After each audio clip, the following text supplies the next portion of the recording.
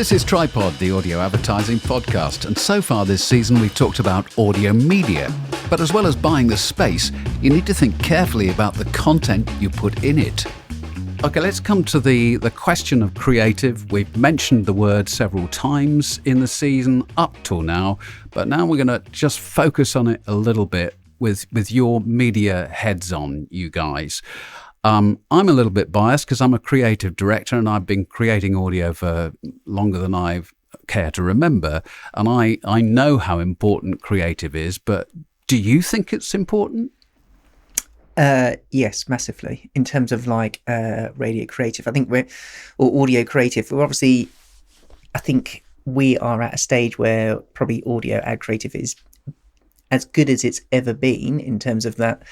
Clients and probably creative agencies and people like yourself, Matt, realise how important it is to produce great sounding audio ads, but also as well from the fact that I think from my point of view, when we're working with advertisers and we're working across and those kind of clients and advertisers working across multiple mediums and stuff like this, how much we now need to kind of link in our audio creative with what they're doing in other spaces and stuff like that to continue to grow that recognition and things like this. And how, I don't know, audio and radio play a part in terms of like people hearing your brand more / seeing your brand more / interacting with your brand more across their media day, if that makes sense.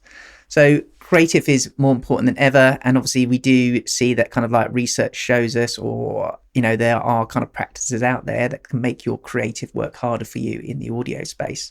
So, you know, if you are doing TV advertising, for example, you know, it sounds like such common sense, but, you know, it is proven again and again that using same talent in terms of voiceover artists, using same music cues, introducing that kind of like almost sonic branding or sonic logo within your kind of advertising all helps to kind of like drive that brand recognition when it comes to kind of like your campaign.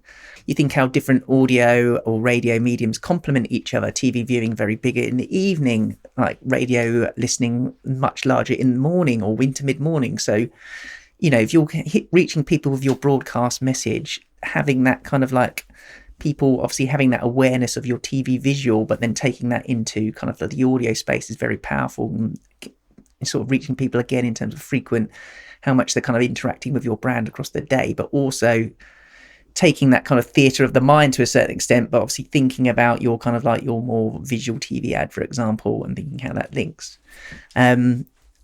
We also know that contextual is becoming such a massive part of the audio world. I do believe that, you know, within the next couple of years, especially in, you know, digital audio world, contextual advertising in terms of that dynamic contextual will become more of the norm as people get more used to doing it. Why wouldn't it? It's relatively easy to do.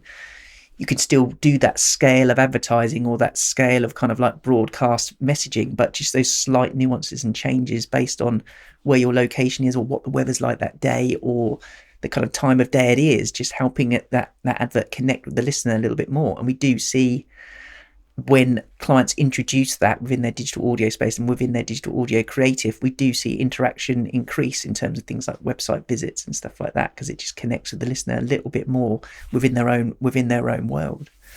So all these things are incredibly important. You take advertisers like a McDonald's, for example, one of the biggest kind of audio radio advertisers out there, and just simple things about how they use radio in terms of connectionally reaching with audiences at the right times of day with the right kind of message in terms of breakfast menu, lunchtime, evening offers, etc. And that consistency of audio branding. And that consistency of audio branding, of course. So we talk about dynamic creative within the digital audio space, but even within the kind of linear or live radio space, you know, I will say to them, look, you need to think about your creative here. You need to think about, right, you've got this message. Why don't you just slightly change that message up? It doesn't have to be a big change in script. You're not trying to say something completely different, but just these lines here or this part here can just connect with that audience a little bit better in the morning in terms of changing that there versus connecting with them in the evening when they might be doing more something else and something like that. You know, talking about work a lot with Unilever. We do stuff for sort of Radox, you know, recently just, you know, said like, you know, okay, what are the key shower times during the day? And they said like, okay, we've got a radio ad. We want to hit people during the key shower times in the day. So I'm like, what is that? Okay, fine. That's morning, isn't it? When people are getting up and getting ready for work. and it might be evening, people getting home from the gym, or you might be like stressed out, relaxing and doing those things. I'm like, well, why don't you make a morning version? Don't just have one ad talking about Radox shower gel and how good it is. Have a morning ad that talks about getting up and getting ready to work. So when people listen to that, they connect with it, because it's what they're doing. It's part of their morning routine. And then in the evening, it's kind of like talk about, oh, you might have just got home from the gym and you're like having a shower, and this makes you feel de-stressed and makes you feel more relaxed and things like this. So that's easy to do, but I think, all the research shows that these little tweaks, these little things just help the ads connect better, or helps the creative connect better with the audience. And when should creative be thought about in the process of planning and booking a campaign? At the start, with the media. Why is that? Tom has just highlighted, because the media and the creative are working together in tandem. That's the perfect. So as Tom says, if you know the media, if you're working with a creative agency and you're discussing the media plan, the media approach, you can educate, help, advise that, as Tom says, having 3 executions is better than having one, because of the the connection between the times of day and the behaviours that people are doing. So it's I think, as Tom said, it's got there are advertisers that do it very well. I think there's still some that are behind the curve, I guess. And it's not about having multiple executions all the time, but it's about taking a common sense approach. But we think it's common sense approach because we understand the media and the role audio plays in people's lives and how people listen to it. But if you're not connected in that creative process or the media process together, then they are disconnected. And that also comes down to frequency. You hear a lot of ads on the radio, and the campaign is what I would class, from my experience, as heavyweight. And for heavyweight, you probably make, depending on 4 weeks, you might need 2 or 3 executions to keep it fresh and just a slight adjustment to sound different.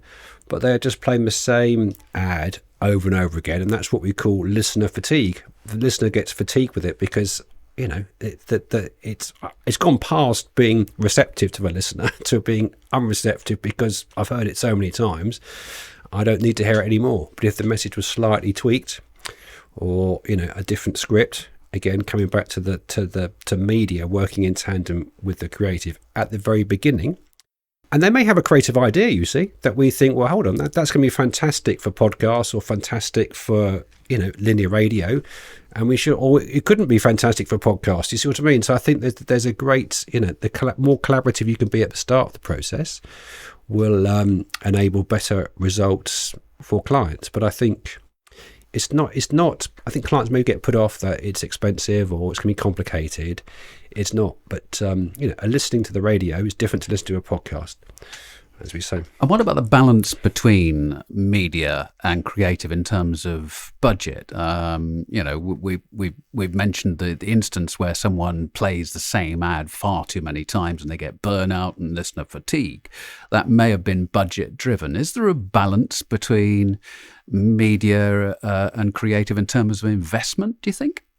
There's no rule of thumb, I guess, in terms of the media, but I think the creative doesn't have to be expensive if you think you're spending. So I think good creative or good voices depends on the creative agency or the script that you're using, how it's been written.